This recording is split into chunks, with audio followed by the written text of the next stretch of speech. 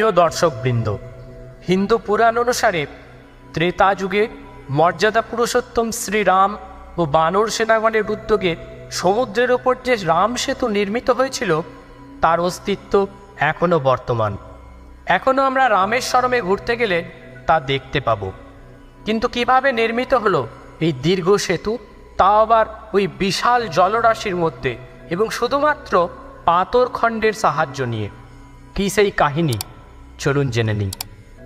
লঙ্কেশ্বর রাবণ যখন মা সীতাকে লঙ্কায় হরণ করে নিয়ে যান, তখন স্বভাবতই ভগবান শ্রীরাম দিশাহারা হয়ে পড়েন। লক্ষণ ছাড়া এই সময়ে প্রভুর সাথ দিয়েছিলেন সুগ্রীব, পবনপুত্র হনুমান এবং বানর সৈন্যগণ। লঙ্কায় প্রবেশ করতে হলে বিশাল সমুদ্র পার হতে হবে। তাই সমুদ্রের নিকটে এসে ভগবান শ্রীরাম চিন্তান্বিত হয়ে পড়লেন, কিভাবে এই বিশাল জলরাশি অতিক্রম করে লঙ্কায় প্রবেশ করা যায়।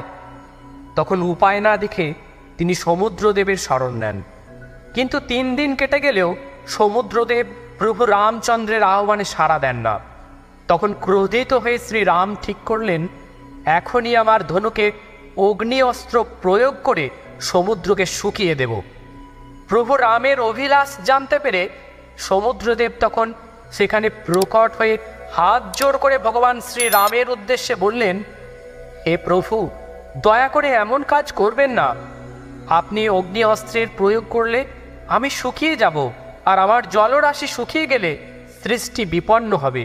আপনি তো সবই জানেন প্রভু, দয়া করে ক্রোধ সংবরণ করে আমায় রক্ষা করুন। সমুদ্রদেবের এহেন কাকুতি মিনতিতে ভগবান শ্রীরাম শান্ত হলেন। তিনি সমুদ্রদেবকে বললেন, হে সমুদ্রদেব, তাহলে আপনিই বলুন কিভাবে আমি এই বিশাল জলরাশি অতিক্রম করে লঙ্কায় যাব।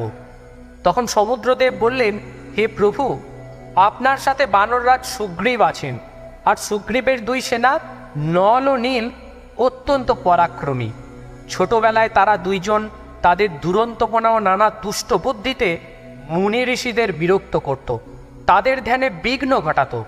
তাই একবার এই ঋষি মুনিরা নল ও নীলকে অভিশাপ দেন যে তোমরা জলে কিছু ডোবানোর চেষ্টা করলেও তা ডুববে না, তা জলের ওপরেই ভেসে থাকবে। তা আপনি এখন ওই নল ও নীলের সাহায্য নিয়ে পাথরখণ্ডর সাহায্যে আমার জলরাশির উপর সেতু তৈরি করুন, তাতে আপনি সহজেই লঙ্কায় যেতে পারবেন। এই বলে সমুদ্রদেব অন্তর্ধান হলেন।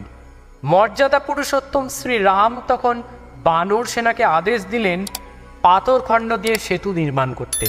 সমস্ত বানর সেনাগণ একটা একটা করে পাথরখণ্ডে শ্রীরাম নাম লিখে নল ও নীলের হাতে দেয়, ও তারা দুজনে তা সমুদ্রে ফেলে ফেলে সেতু নির্মাণ করে।